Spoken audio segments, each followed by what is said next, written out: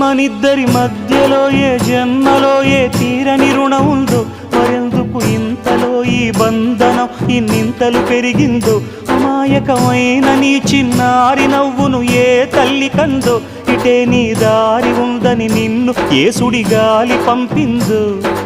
పాపం పుణ్యం దేవుడికెరుక, పేదకు దొరికిన బంగారు కణిక, పాలు వెన్నాలేవని అనక ప్రేమను తాగి పెరగవెసిలక. వలేసే పాడు లోకం కంటపడక ఉండు నాయనక, ఇలా నా గుండెలోనే గువ్వల కొలు ఉండిపోయింక.